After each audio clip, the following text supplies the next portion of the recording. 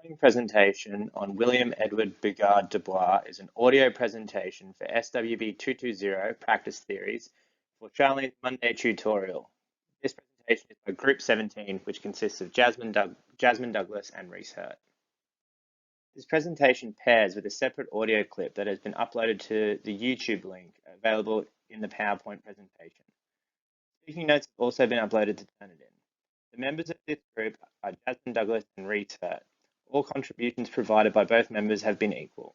Each of the following slides provides the question identifying the key elements of this assessment as a point of reference for the listener. References for all the research are provided on the final slide of the presentation. William-Edward Bugard Du Bois, the theory's main tenets. W.E.B Du Bois identified capitalism as one of the primary causes of racism within our society.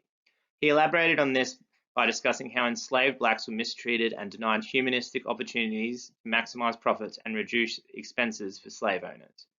Du Bois discusses the terms the colour line, the veil, and double consciousness. The colour line was used to discuss the social interactions between white and black members of society. Du Bois highlights this by discussing the social dilemmas faced by black Americans when entering spaces that are dominated by whites, and the understanding that these social interactions will rarely be equal. The veil is a term used to understand the separation between the racial domains and how this separation renders non-whites invisible to the dominant white world. The double consciousness explores how individuals from racial minority groups need to examine not only how they see the world, but also examine how they are perceived through the eyes of others. The double consciousness also acknowledges the various identities that individuals hold. In Du Bois' case, he had to reconcile the fact that he was black, but he was also American, and how this makes it difficult to have one unified identity. The values and assumptions that underpin the work of Du Bois were recognition of unequal opportunities for minorities, an understanding that living as a member of the non-dominant race displaces you within society, acknowledgement of the disparities within treatment of individuals within different racial groups, and that prejudice, segregation, and lack of access has held back diverse groups. The principles of social justice ensure equal rights for all members in a community. These principles include equity, access, participation, and rights. Working towards social justice is a way of ensuring people have what they need to live a life that is productive and free from fear or discrimination, and be able to make use of these opportunities for growth and change. Much of Du Bois' work, including the suppression of the African slave trade to the United States of America, 1896, a book that was based on his doctoral dissertation, makes clear his commitment to place scholarship in service to social justice.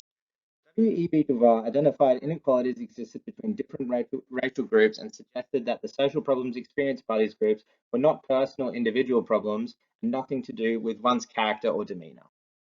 Instead, Du Bois considered the concept of race as a socially constructed idea. Societal constructs of race group people together based on socially identified physical characteristics.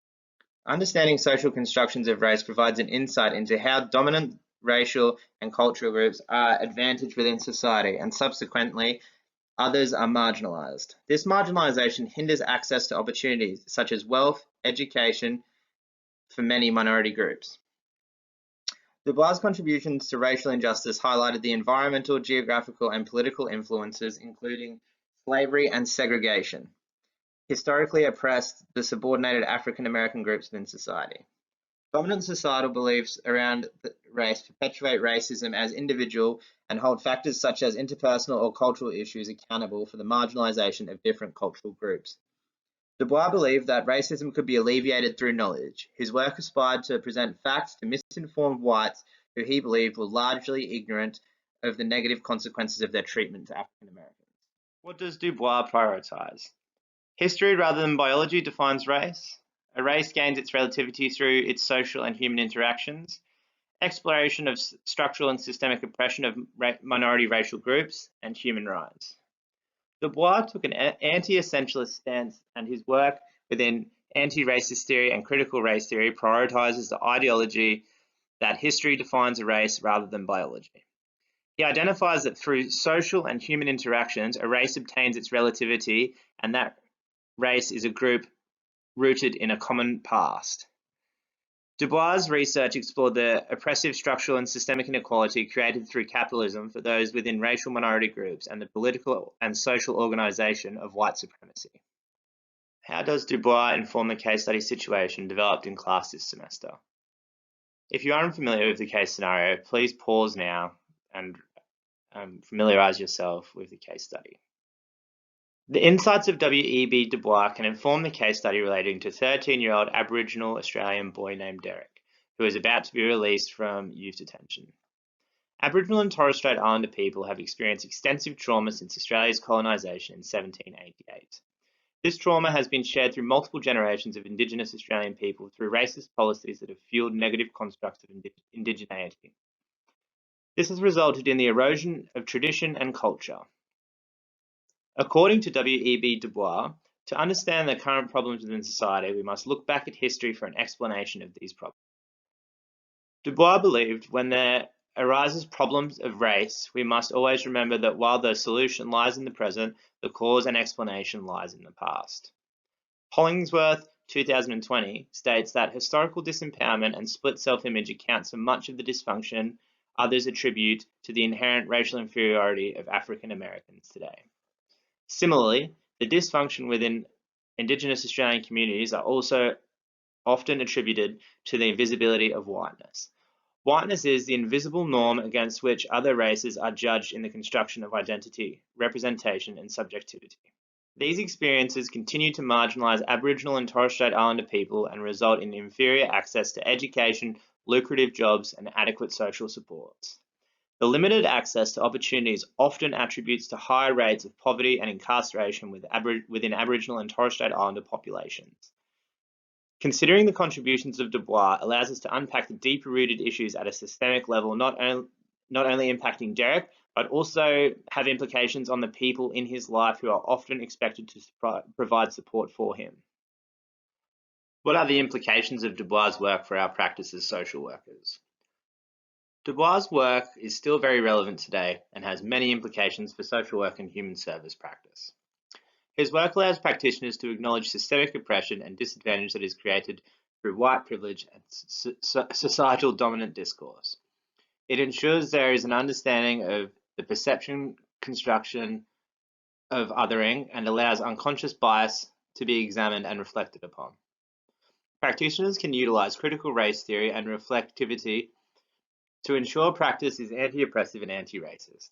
In Australian social work, Du Bois' work allows the practitioner to work in a culturally safe way and gives an understanding and acknowledgement of the lived experiences of oppression and the effects colonisation has had and continues to have on Indigenous Australian people.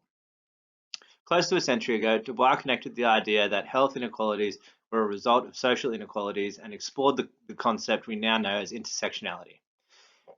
This research is continuing today and has influenced the frameworks and practice guidelines that social workers work within.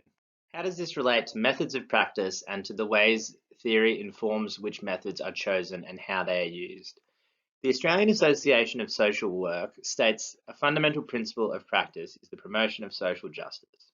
Within practice, practitioners must address and act against social injustice at an individual and systemic level. Du Bois' work contributed to the critical race theory. Critical race theory is a guiding social work framework that allows the practitioner to acknowledge privilege, power, racism, and oppression while placing the issue within the broader political, social, and historical context.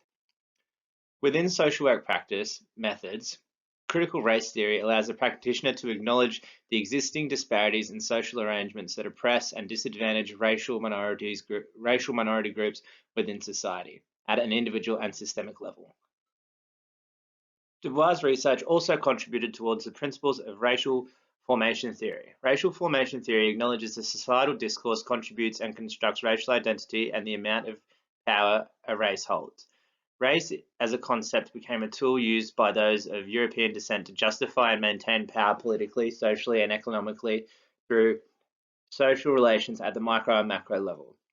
Within methods of social work, such as individual, group, and community work, racial formation theory allows practitioners to acknowledge intersectionality and critically reflect on racial social constructions, bias, and unconscious power imbalances that occur within working relationships and how these imbalances, if unchecked, can lead to oppressive practice.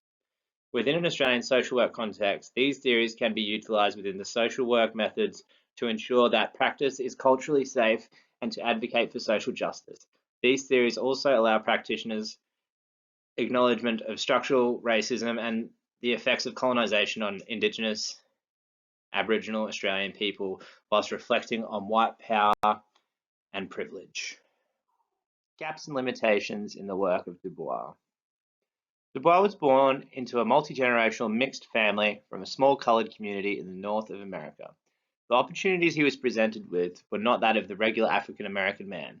These opportunities enabled him to become the first black man to receive a PhD at Harvard University.